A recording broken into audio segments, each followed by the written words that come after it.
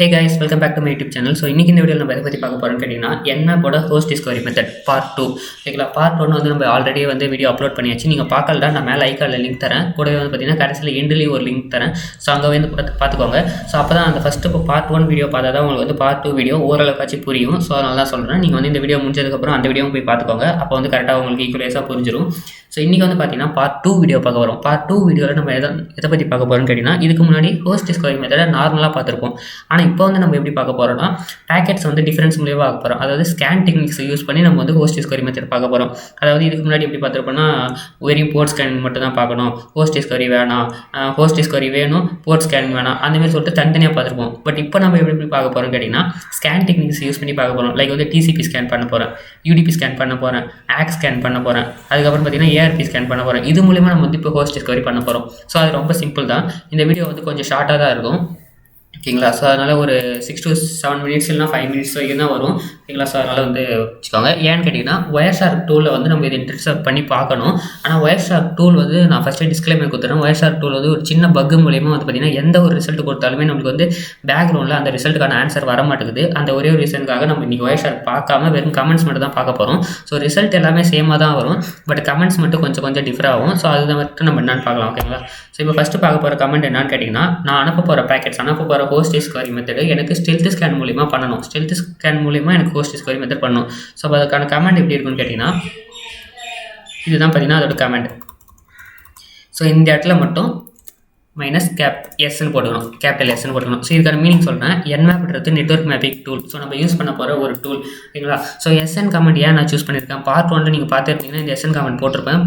SN comment என்னென்னா, வெறும் board scan பண்ணாமல் வெறும் ஹோஸ்ட் ஸ்கேன் மட்டும் பண்ணுறது. ஸோ அப்போயே இங்கே யூஸ் பண்ணியிருக்கேன்னு கேட்டிங்கன்னா, இதுக்கும் அதே மெத்தட் தான். ஏன்னா இப்போ நமக்கு வந்து போர்ட் ஸ்கேனிங் பண்ண போகிறதில்ல. போர்ட் ஸ்கேனிங் பண்ணுற மாதிரி இருந்தால் கொஞ்சம் டைம் ஆகும். ஸோ அந்த ஒரே ஒரு ரீசனுக்காக நான் என்ன பண்ணுறேன், இங்கே எஸ்என் கமெண்ட் போட்டிருக்கேன். ஸோ அதனால் இது வந்து ரிசல்ட் வந்து கொஞ்சம் சீக்கிரமாக வரும்.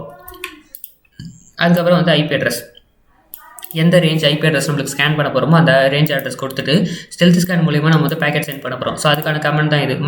-P அதுக்கப்புறம் எஸ்ன்றது எந்த பேக்கெட் மூலிமா உங்களுக்கு ஹோஸ்ட் டிஸ்கவரி நடக்கணும்னு கேட்கும். ஸோ அதனால் அதுக்கப்புறம் உங்களுக்கு ஏற்ற போர்ட் நம்பரை இங்கே நீங்களே சூஸ் பண்ணிக்க வேண்டியதான். லைக் வந்து பார்த்தீங்கன்னா, இப்போ எனக்கு 21 வேணும்னா 21, 22.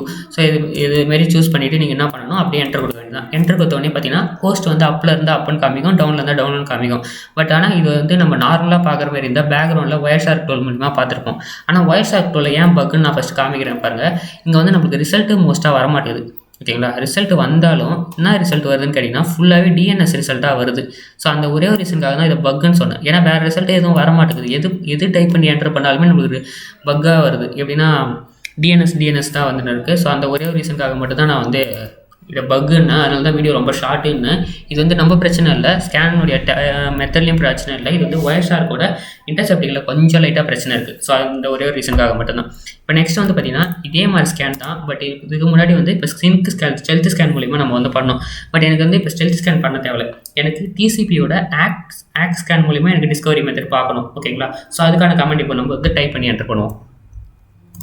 ஒன்றும் இல்லை, இங்கே ஸ்டெல்த் ஸ்கேன் எஸ்ன்னு போட்டிருப்போம், இங்கே வந்து கேபிட்டல் ஏன்னு போட்டால் போதும். இப்போ கேபிட்டல் ஏன்னு போட்டு நம்ம வந்து என்டர் பண்ணும்போது நம்மளுக்கு இந்த கமெண்ட் வந்து பார்த்திங்கன்னா ஆக்ஸ் ஸ்கேன் மூலிமா எனக்கு வந்து இந்த ஹோஸ்ட் டிஸ்கவரி நடக்கும்.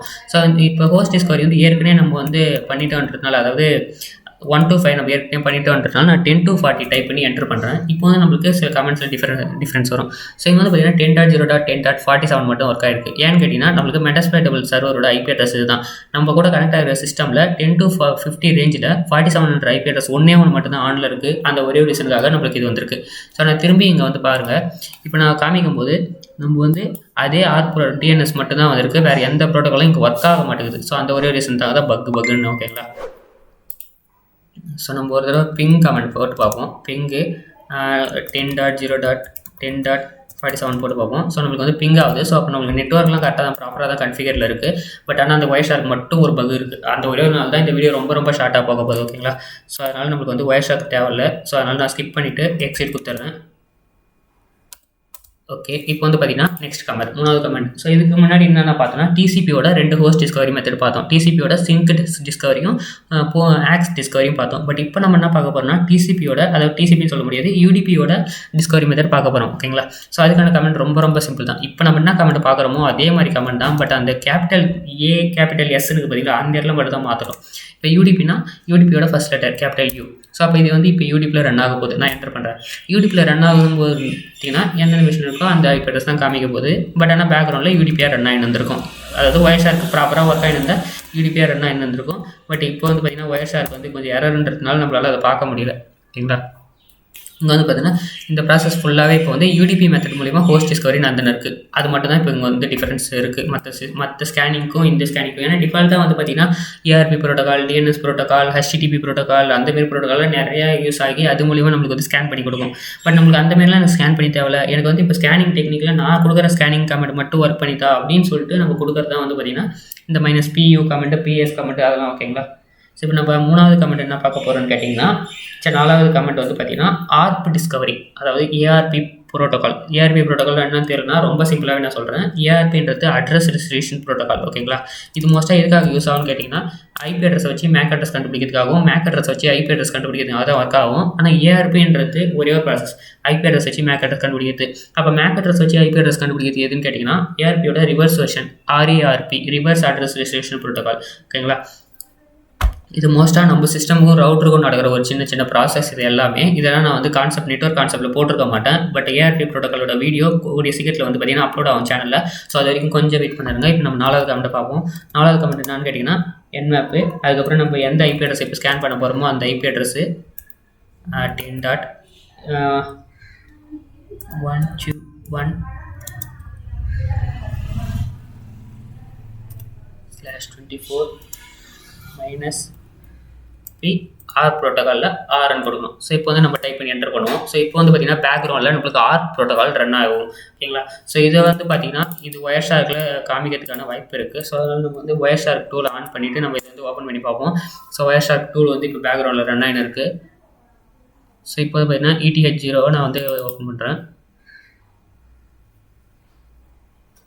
ஸோ ஃபுல்லாகவே ரீசெட் கனெக்ஷன் ஆகுது.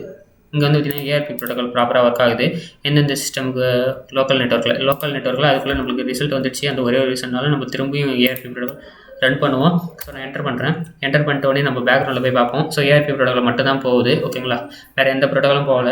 ஸோ இப்போ வந்து டிசிபி போகுது. டிசிபிலாம் எதுக்காகனா போர்ட் ஸ்கேனிங் நடுவில் ஒர்க் ஆகுது. அந்த ஒரே ரீசனால் மட்டும்தான் வந்து பார்த்திங்கன்னா டிசிபியோட சின் பேக்கெட்லாம் போகுது. பட் மற்றபடி வந்து பார்த்திங்கன்னா இங்கே ரிசல்ட்டு ஏன்னு கேட்டிங்கன்னா இங்கே பாருங்கள், நம்ம வந்து பார்த்திங்கன்னா போர்ட் ஸ்கேனிங் ஒர்க் ஆகுது. போர்ட் ஸ்கேனிங் ஒர்க் ஆகிற ஒரே ஒரு ரீசன்னால நம்மளுக்கு வந்து பார்த்திங்கன்னா கூடவே சேர்ந்து CCP ஸ்கேனு, சிங்க் ஸ்கேனு சேர்ந்து எல்லாமே இருக்காது. ஸோ அதனால் நான் என்ன பண்ணுறேன், SN கமெண்ட் சேர்த்து இப்போ அனுப்பி பார்க்குறேன். இப்போ வந்து நம்மளுக்கு பார்த்தீங்கன்னா எரர், அந்த பக் மூலிமா DNS மட்டும்தான் வருது. ஸோ அந்த ஒரே ஒரு ரீசன்னால நம்ம இந்த வீடியோவே பார்த்தீங்கன்னா கொஞ்சம் குழம்பிடுச்சு. அப்புறம் ஏன்டா க்ரியேட் பண்ணேன், அதான் பக்குன்னு தெரியல. பக்குன்னு தெரியும், பட் இந்த மாதிரி கமெண்ட்ஸ் இருக்குன்னு உங்களுக்கு தெரியாதுல்ல. ஹோஸ்ட் டிஸ்கவரில் இந்த மெத்தட் நீங்கள் யூஸ் பண்ணணும்னு உங்களுக்கு தெரியணும்ல. அந்த ஒரே ஒரு ரீசனுக்காக தான் நான் வந்து இந்த வீடியோ ரெடி பண்ணேன். ஓகேங்களா?